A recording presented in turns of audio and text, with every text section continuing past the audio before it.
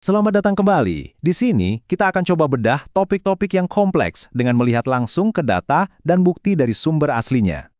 Coba bayangin deh, ada sebuah program sekolah yang nggak cuma bisa mengubah perilaku siswa, tapi juga sekaligus ningkatin nilai ujian mereka.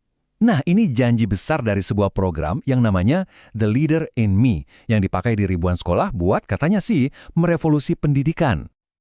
Oke, jadi apa sih sebenarnya program ini? Gini deh, ini tuh bukan sekedar kurikulum biasa atau mata pelajaran tambahan ya. Anggap aja ini kayak sistem operasi baru buat satu sekolah penuh.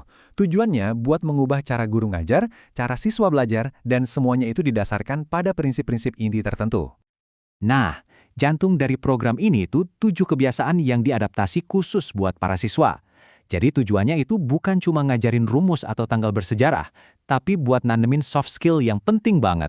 Hal-hal kayak tanggung jawab, ngatur waktu, empati, ya keterampilan yang bisa ngebentuk pemimpin masa depan, bukan cuma siswa yang nurut aja. Dan kuncinya itu ada di pendekatan yang mereka sebut dari dalam keluar. Idenya tuh simpel sebenarnya. Perubahan yang benar-benar langgeng itu harus dimulai dari para dewasanya dulu, yaitu guru dan staf. Begitu mereka berubah, nah, dampaknya baru deh bisa menyebar ke siswa dan akhirnya mengubah seluruh budaya sekolah. Terus gimana rasanya di sekolah yang menerapkan ini? Kalau kita lihat dari cerita-cerita, ya responnya tuh positif banget.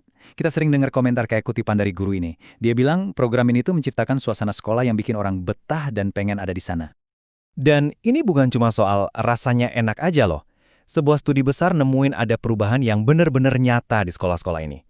Guru-guru jadi lebih semangat lagi, siswa-siswanya merasa lebih happy dan punya rasa tanggung jawab. Dan yang penting, masalah kayak bullying atau perundungan katanya menurun drastis. Oke, ini semua kedengarannya bagus banget kan? Cerita suksesnya tuh benar-benar meyakinkan. Tapi, pertanyaan besarnya sekarang, apa data angka, data yang konkret, mendukung semua klaim-klaim hebat ini? Nah, disinilah ceritanya jadi menarik banget. Waktu kita lihat data soal perilaku siswa, hasilnya, wow, luar biasa. Coba deh lihat data dari satu studi kasus di Georgia ini.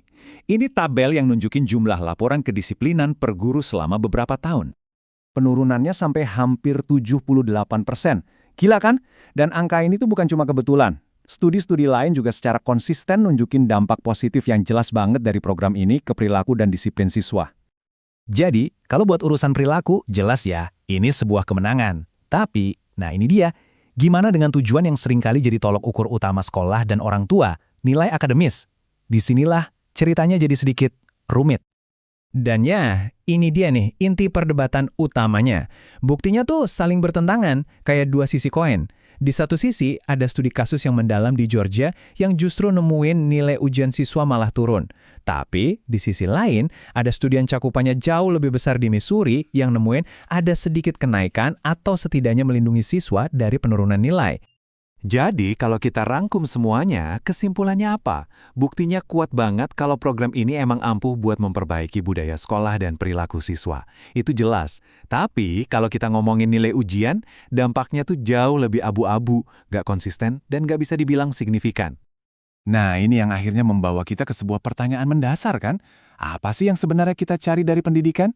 Apakah tujuannya cuma buat ngejar nilai ujian yang tinggi?